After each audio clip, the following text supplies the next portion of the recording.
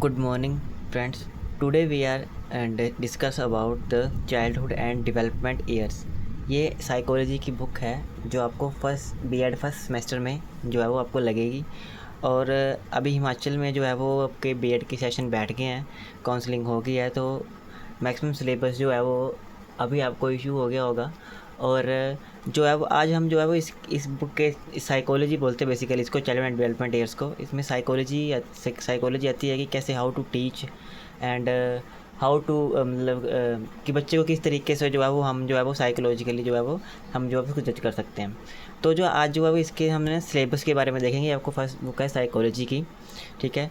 तो आज हम इसके जो है सिलेबस के बारे में देख लेते हैं कि आपको जो है वो सिलेबस में क्या क्या आएगा, ठीक है। तो ये जो आपका सिलेबस रहेगा, जिसमें जो है वो जो फर्स्ट यूनिट जो आपकी है उसमें उसमें क्या है, उसमें है ये चाइल्डहुड एंड डेवलपमेंट, ठीक है। चाइल्डहुड डेवलपमेंट मतलब कि इसमें जो है वो आप इसको जो है 4 टॉपिक मिलते हैं देखने के लिए।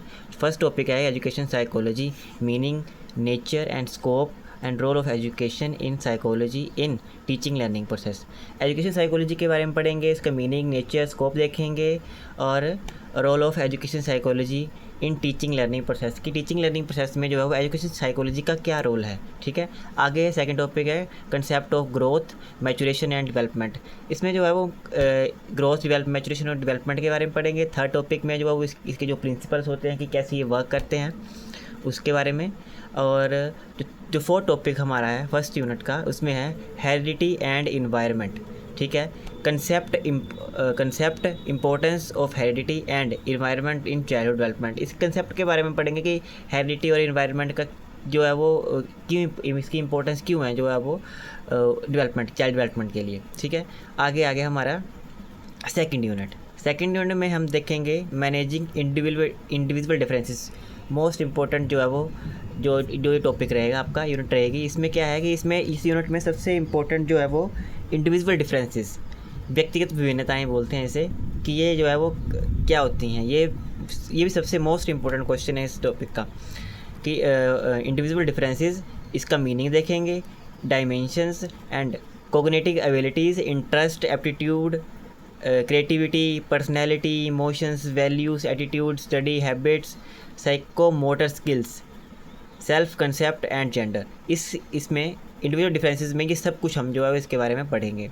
आगे नेक्स्ट आ गया कोज ऑफ इंडिविजुअल डिफरेंसेस की, कारण क्या होते हैं इंडिविजुअल व्यक्तिगत भिन्नताओं के जो है वो कारण क्या होते हैं, ठीक है। जैसे कि रेस हो गया, सेक्स हो गया, हेरिडिटी होगी, सोशल हो गया, इकोनॉमिकल स्टेटस हो गया, कल्चर हो गया, rural urban, home, language spoken and language of instructions, ठीक है। ये इस टॉपिक में पढ़ेंगे। जो नेक्स्ट टॉपिक रहेगा हमारा विशेष क्रिटिक्स करेंगे। उसके बाद जो है वो identification and remedial measure for diverse learner, creative, slow, gifted learners and specific learning disabilities. आगे नेक्स्ट जो है वो लास्ट टॉपिक हमारा role of teacher to minimise individual differences.